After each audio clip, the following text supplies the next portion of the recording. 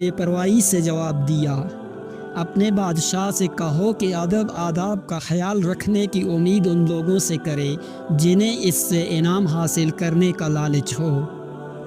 اس کے علاوہ اعوذ باللہ من الشیطان الرجیم، بسم اللہ الرحمن الرحیم۔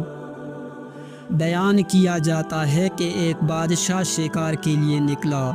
وہ جنگل سے گزر رہا تھا کہ اس کی نظر ایک درویش پر پڑی جو اپنے حال میں مست بیٹھا تھا۔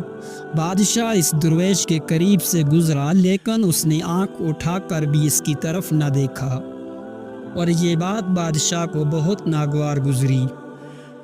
بادشاہ نے اپنے وزیر سے کہا کہ یہ بھیک منگے بھی بالکل جانوروں کی طرح ہوتے ہیں کہ انہیں معمولی ادب آداب کا بھی خیال نہیں ہوتا۔ بادشاہ کی ناگواری کا اندازہ کر کے وزیر اس درویش کے پاس گیا اور اس سے کہا کہ بابا جی، ملک کا بادشاہ آپ کے قریب سے گزرا اور آپ نے اتنا بھی نہیں کیا کہ اپنی عقیدت اور نیاز مندی ظاہر کرنے کے لیے کھڑے ہو جاتے اور ادب سے سلام کرتے۔ درویش نے بے پرواہی سے جواب دیا، اپنے بادشاہ سے کہو کہ ادب آداب کا خیال رکھنے کی امید ان لوگوں سے کرے جنہیں اس سے انعام حاصل کرنے کا لالچ ہو۔ اس کے علاوہ اسے یہ بات بھی اچھی طرح سمجھا دو کہ ہم جیسے درویشوں کا کام بادشاہ کا خیال رکھنا نہیں، بلکہ بادشاہ کا یہ فرض ہے کہ وہ ہماری حفاظت کرے۔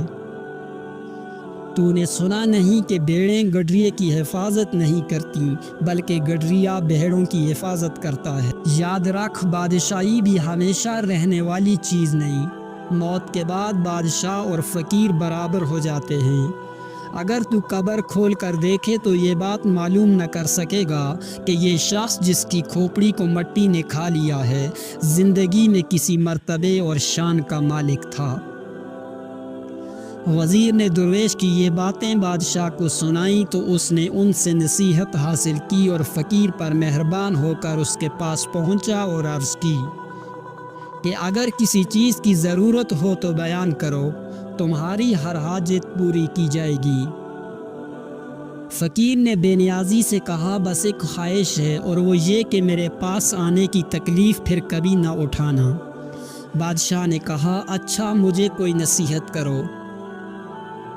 درویش بولا، میری نصیحت یہ ہے کہ اس زمانے میں جب تو تاج اور تخت کا مالک ہے، زیادہ سے زیادہ نیکیاں کر کہ عاقبت میں تیرے کام آئیں گی۔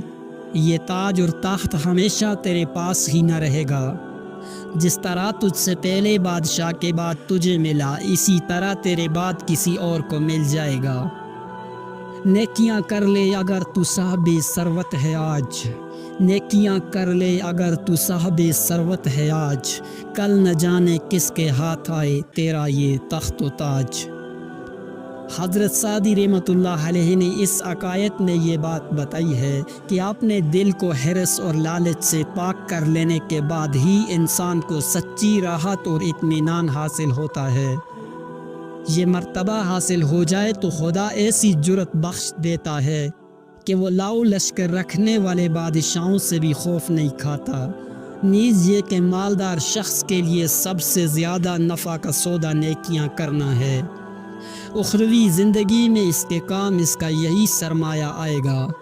جس مال پر دنیا میں غرور کرتا تھا، اس میں سے کفن کے سوا کچھ بھی اپنے ساتھ نہ لے جا سکے گا۔